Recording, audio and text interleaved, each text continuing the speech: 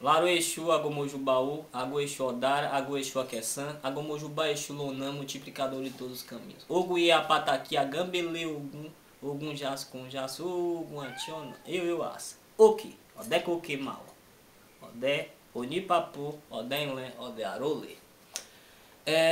Nesse momento na Áustria, eu gostaria de falar um pouco sobre a criação do candomblé. Como é que isso surge no Brasil, né? O candomblé para nós, né, da religião de matriz africana, é a religião que nós herdamos da África. Entre 1549 a 1888 é o momento em que o candomblé é semeado no Brasil. E como é que isso chega, né? Através do tráfico negreiro, o negro que é trazido ao Brasil, né, cidadãos de bens, cidadãos comuns, reis, rainhas que aqui vêm à nossa terra, eles trouxeram com eles a sua herança, a sua riqueza, a sua fé, que foi o orixá, que é o nosso motivo de culto e que é a nossa maior herança. Por essa razão, a gente tem que entender como é que o candomblé funcionava na África. Na África se cultuava em cada religião a sua divindade, né? Oxum cultuado em Ijexá, Oxalá em Fé, Xangô em Oió, Yansan na sua região representava os seus rios, Iemanjá, e cada orixá tinha o seu domínio. Mas, ao chegar ao Brasil, o negro sem a sua liberdade apenas trouxe a sua fé, a sua riqueza, a sua esperança orixá, que foi muito mais importante naquele momento porque ele trouxe a possibilidade de resistir, né? A possibilidade de continuar, de perpetuar a sua cultura, a sua raça e de sonhar com sua liberdade. Por essa razão, o candomblé foi muito mais que um movimento religioso. No Brasil, o candomblé é um movimento de libertação, é um movimento de resistência. Dentro do candomblé nós encontramos traços da cultura, traços da religiosidade, a expressão popular do Brasil. O candomblé é isso, né? Nós, ao cultuar Exu, cultuamos o princípio da estrada, o orixá que se movimenta, o orixá da esfera do infinito. Exu é a provocação do ser humano, para que o ser humano possa ter problemas e desses problemas ele possa evoluir, né? Nós cultuamos Ogum, que é o orixá pioneiro, que é o orixá das batalhas, é o grande guerreiro, é o primeiro a passar, né? O orixá responsável pelo ferro, esse minério tão importante para a evolução, sim, para a evolução do mundo, porque com ferro veio a tecnologia, com ferro veio o crescimento. Nós cultuamos também Ossan, né? O orixá das folhas, da medicina, do mistério do axé, porque para todos nós o ritual é muito importante.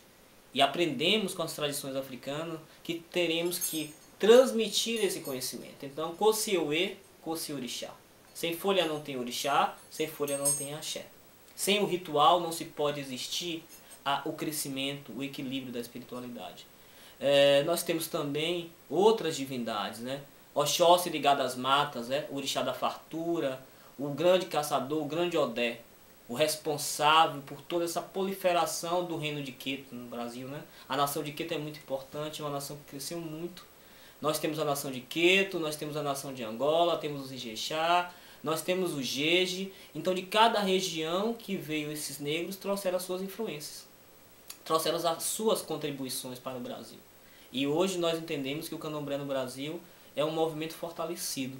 É essa grande semente que encontrou no Brasil uma terra próspera e que aqui gerou essa movimentação de pessoas em torno de uma fé, de uma raça, de uma cultura, e precisamos entender que isso é um grande presente que a África nos deu e precisamos guardar essa tradição para aqueles que vêm no futuro, para quem vai herdar. Por essa razão, o ritual, a tradição do candomblé precisa ser mantida como ela realmente foi recebida. Como os nossos antepassados, como os nossos ancestrais nos entregaram, nós temos que ter a dignidade e a grandeza de aprender, de se dedicar, de amar, porque o orixá é amor, é vida. Então, para todos que estão chegando, precisam entender que as portas do candomblé estão abertas como uma religião humanitária para todos, sem diferença. Não importa se é branco, negro, se é pobre ou rico, o orixá não tem limite, o orixá não tem discriminação. Então, para que haja liberdade religiosa, para que haja respeito, é preciso compreender o candomblé, é preciso respeitar o candomblé. Se as pessoas não gostam do candomblé, é todo um direito, elas não precisam gostar, mas elas precisam respeitar. Porque antes de mais nada, o candomblé é um movimento de resistência.